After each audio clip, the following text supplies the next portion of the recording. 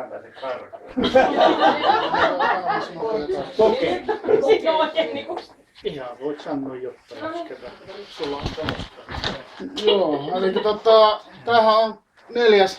piiritoimisto täällä Kuopiossa. Edelliset ensimmäinen oli Kirkkokatu 35.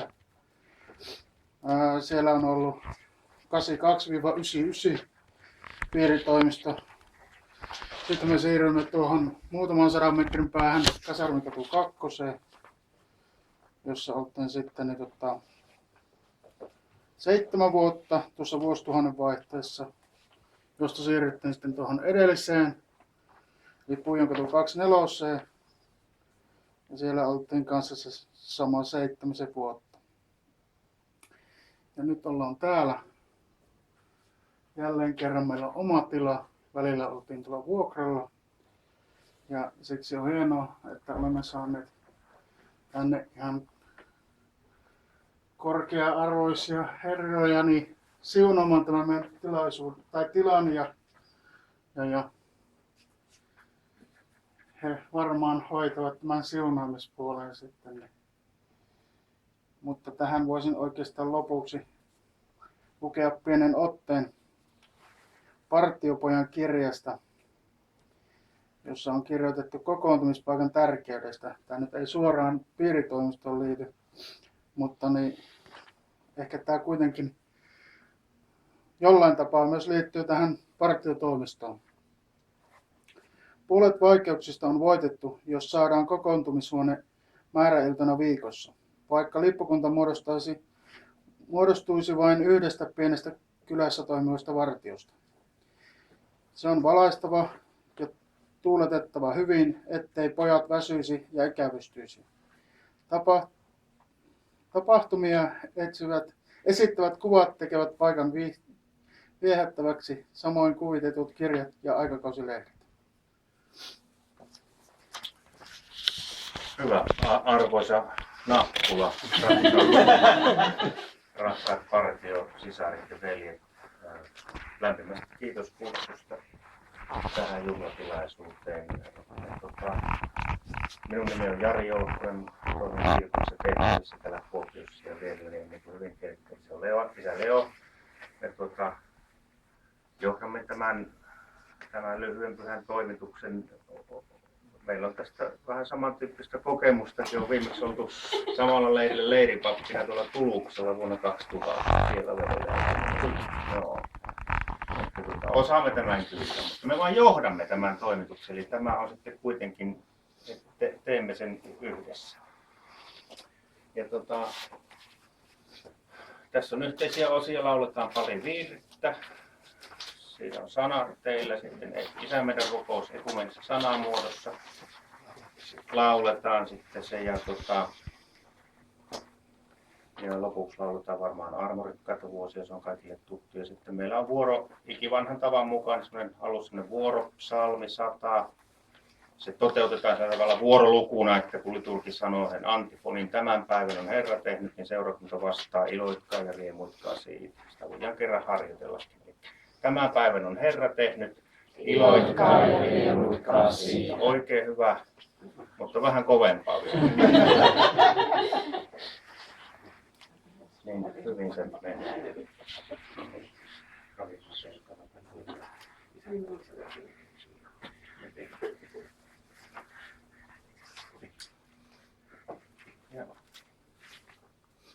Aloitetaan. Alkuviiselle tuolla viittaa.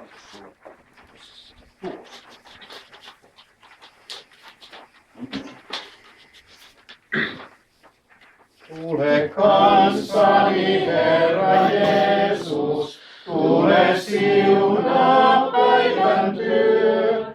Tule illoin ja aamuin varhain, tule vielä kun joutuu yö. Tule vielä kun joutuu yö.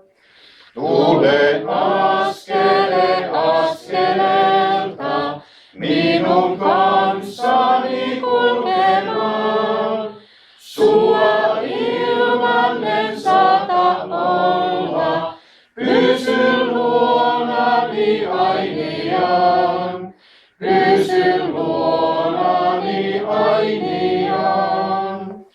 Isän ja Pojan ja Pyhän Hengen nimeen. Aamen.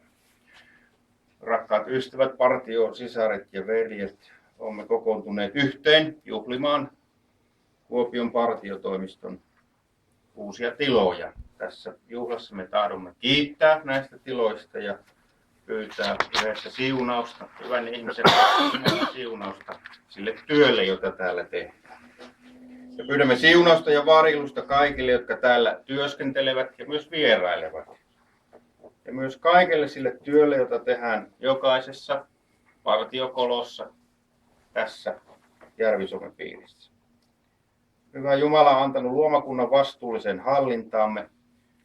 Yhteisellä työllämme hankimme toimeentuloa itsellemme ja hyvin harrastusten välityksellämme kasvamme ja myös toimimme yhteisesti hyväksi. Meidät on kutsuttu toimimaan Jumalan kunniaksi ja lähimmäistemme parhaaksi.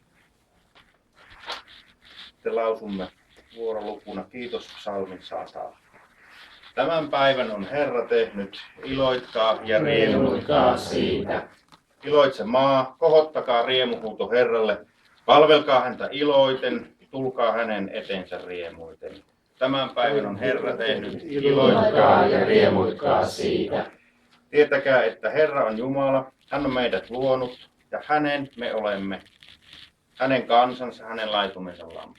Tämän päivän on Herra tehnyt, iloitkaa ja riemuitkaa siitä.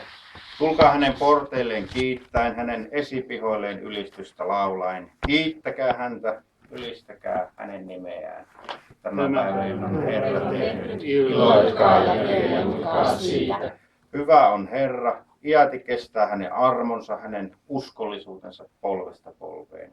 Tämän päivän on Herra tehnyt, iloitkaa ja riemuitkaa siitä. Kunnia Isälle ja Pojalle ja Pyhälle Hengelle, niin kuin oli alussa, nyt on ja aina, iankaikkisesta iankaikkiseen. Aamen. Tämän päivän on Herra tehnyt. Iloitkaa ja riemuitkaa siitä. Kuulkaamme Jumalan sanaa kolossalaiskirjeestä. Johannes luettaa. Te, jotka olette Jumalan valittuja, pyhiä ja hänelle rakkaita. Pukeutukaa siis sydämelliseen armahtavaisuuteen, ystävällisyyteen, nöyryyteen, lempeyteen ja kärsivällisyyteen.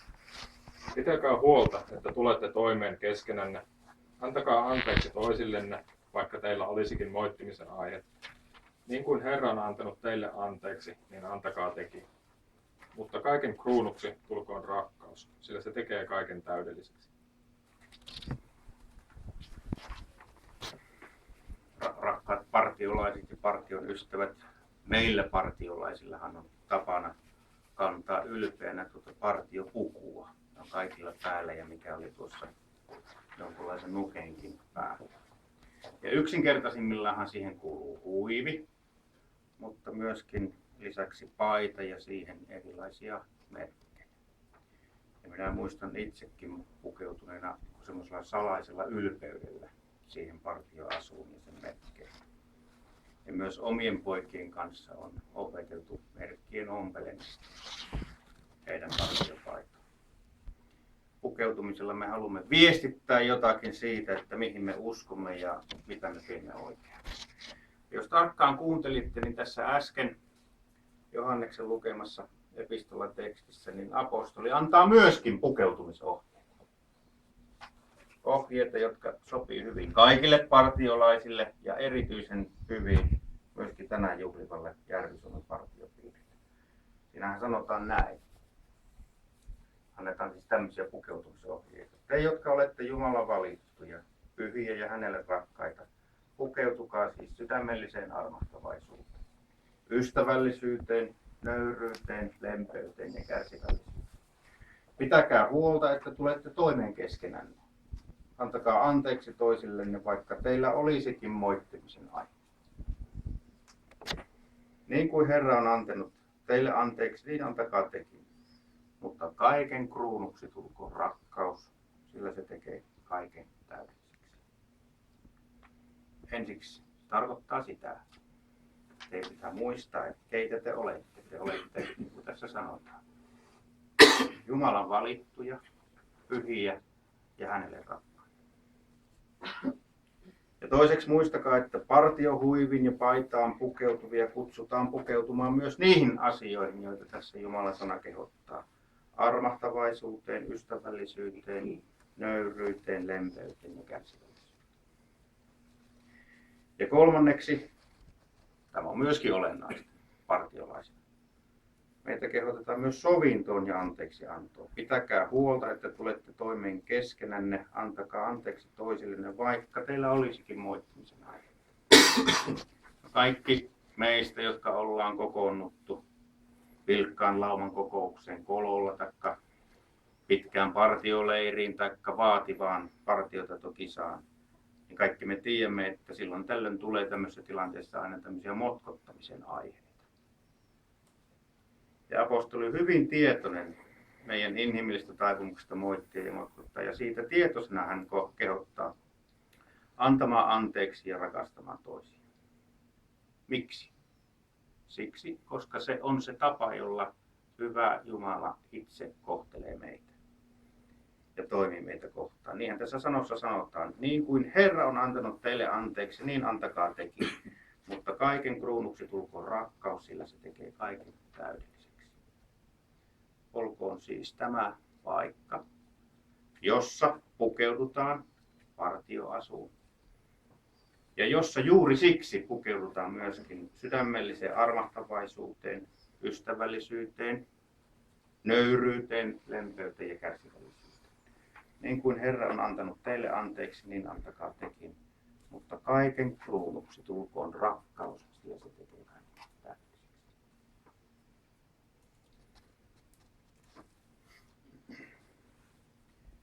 Jumala on antanut luomakunnan ihmisen vastuulliseen hallintaan.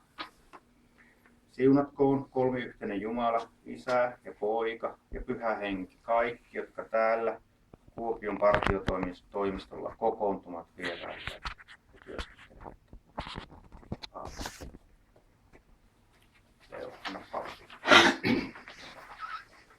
Se on viisautta.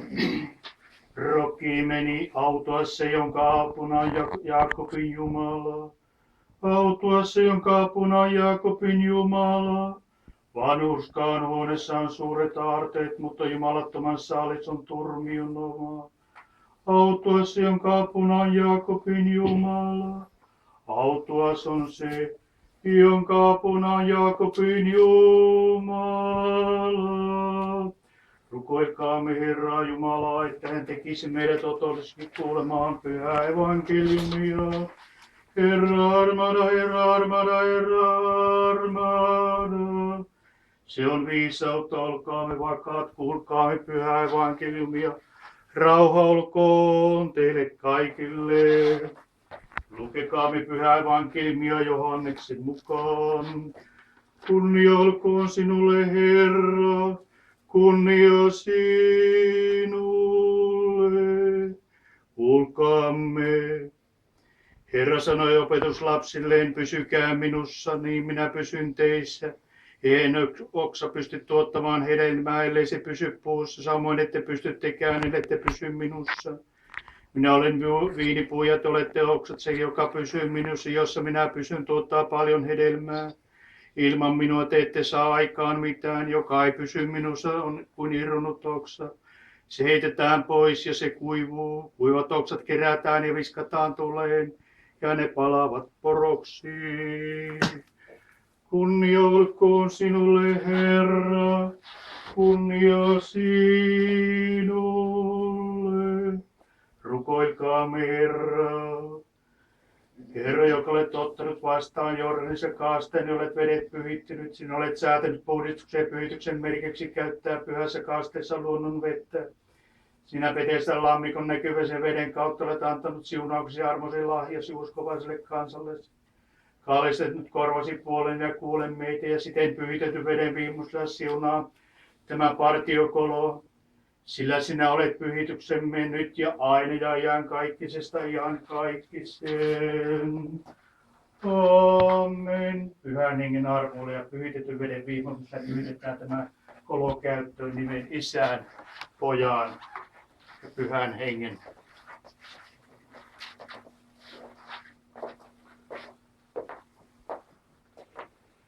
Pelasta Herra sinun kansasi ja siunaa sinun perintöäsi. Anna seurakunnallesi voitto vihollisista ja suojele ristillesi sinun valtakuntaasi. Pelasta Herra sinun kansasi ja siunaa sinun perintöäsi. Anna seurakunnallesi voitto vihollisista ja suojele ristilläsi sinun valtakuntasi. Armahda meitä Jumala sinun suuresta armostasi, me rukoilemme sinua, kuule ja armahda. Herra armahda, Herra armahda, Herra armahda. Niillä rukoilemme arkkipiispamme Leon ja piispamme Jarin puolesta. Herra armahda, Herra armahda, Herra armahda. Niillä rukoilemme valtakuntamme päämiehen ja koko esivallan puolesta. Herra armahda, Herra armahda, Herra armahda. Niillä rukoilemme Jumalaa varjelemaan maatamme, meidän seurakuntaamme ja tätä palkuntaa. Nälän hädästä, ruututaudesta, maanjäristyksestä, veden tulvasta, tulesta, miekasta ja muukalaisten hyökkäystä ja kansalaissodasta. Rukoilemme, että hyvä ja ihmisiä rakastava Jumalamme olisi armollinen suosion meille ja torjuisi meitä jokaisen ainoan kohdistuvan vihan. Ja päästäisi meidät ansaitusta ja oikeasta rangaistuksesta sekä armahtaisi meitä. Herra armahda, Herra armahda, Herra armahda. Vielä rukoilemme ihmisiä rakastavaa Herraa, että täällä Viityssä kolossa työskentelevät ja vierailevat saisivat Jumalalta armoa, elämää, rauhaa, terveyttä, pelastusta, huolenpitoa, syntien sovitusta ja anteeksi antamista. Herra armahda, Herra armahda, Herra armahda. Vielä rukoilemme, että Herra Jumala kuulisi meidän syntisten rukousäänen ja armahtaisi meitä. Herra armahda, Herra armahda, Herra armahda. Kuule meitä Jumala, meidän vapaat tiemme sinä kaikkiin maan äärien ja kaukana merellä olevien turva. Ja ole laupias, suojele laupias meitä sytiäs ja kohtaan ja armahda meitä. Sillä sinä olet armollinen ja ihmisiä rakastava Jumala ja sinulle Isä, Poika ja Pyhä Henki. Me kunnia edes kannamme nyt ja aina ja iankaikkisesta iankaikkiseen. Aamen.